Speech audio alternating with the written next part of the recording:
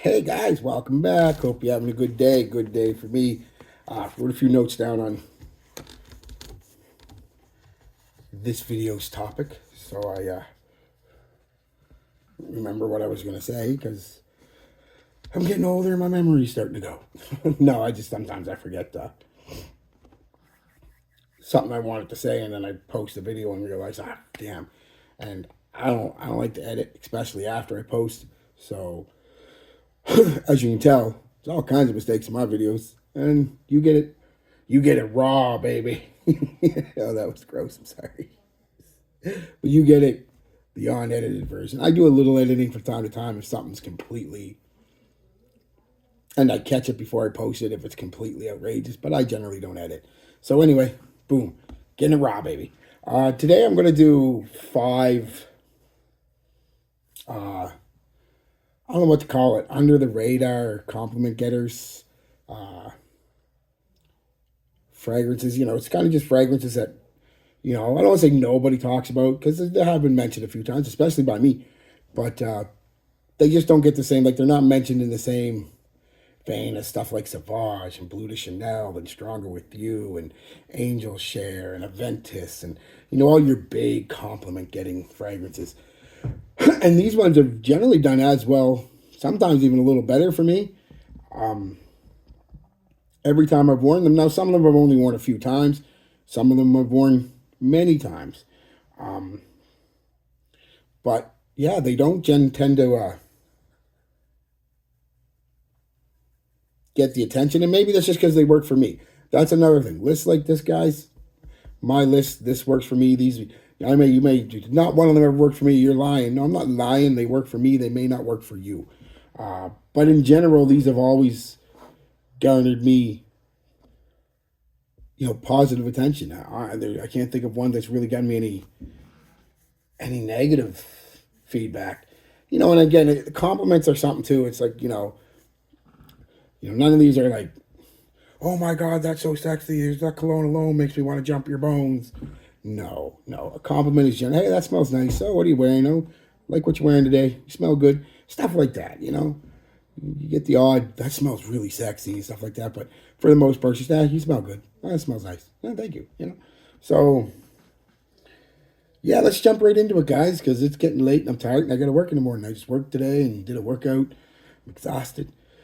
But got to keep the pipes in more raw. Big man, tough man, No, I'm not. Some people say I am, but I try not to be anymore because fighting is stupid. Um, Unless you do it for a living, unless you're a professional athlete, then yes, we enjoy good gladiatorial combat still to this day. Anyway, let's get right into it. First one is going to be the Polo Cologne Intense. Just, I love this stuff. Aromatic Fougere 2021, basil, mint, citrus, and ambroxan. Fresh and green, minty, with some florals and woods.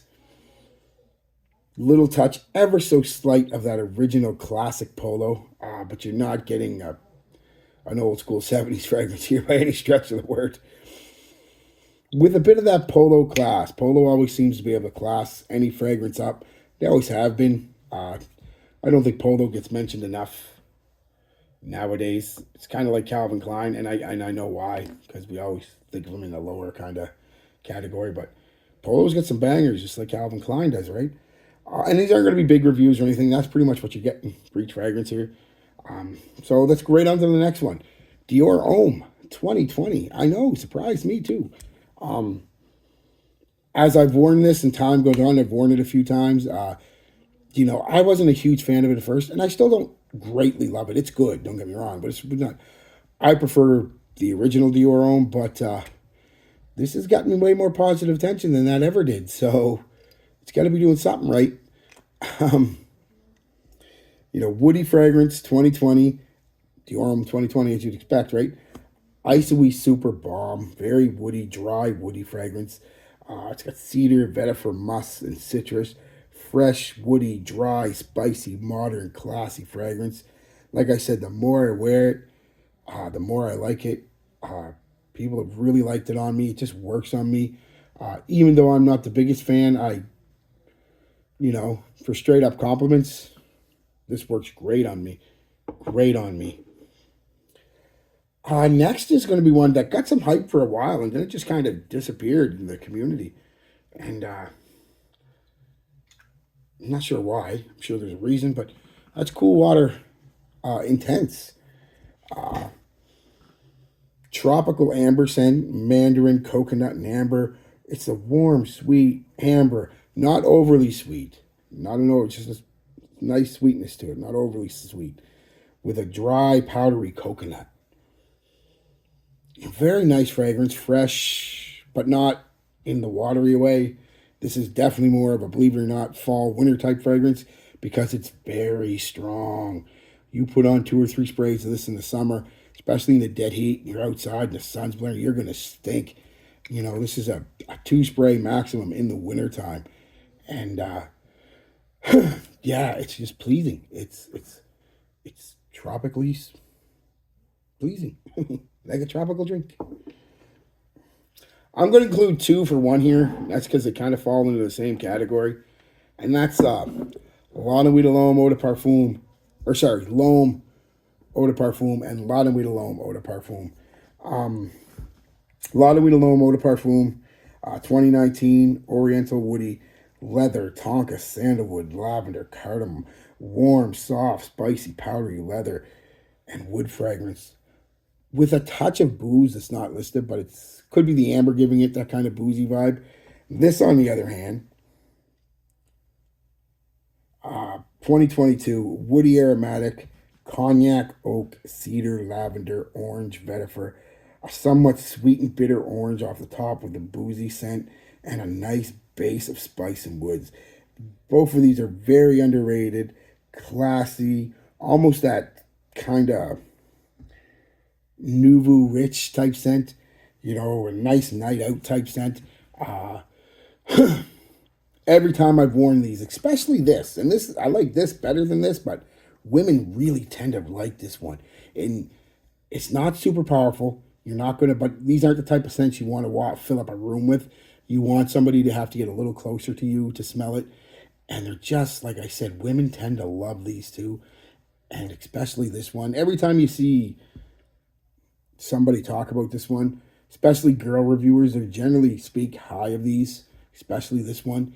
I still say that opening's a bit of a mess, but after about 10 or 15 minutes, it settles itself down and it's just gorgeous. Both of them, a lot of weed, it's my type of fragrance anyway. The whole lot of weed line, just I'm more, like I said before, more into, don't really want something at my age that I walk into a room and, choke everybody out. All right, now last and not least is going to be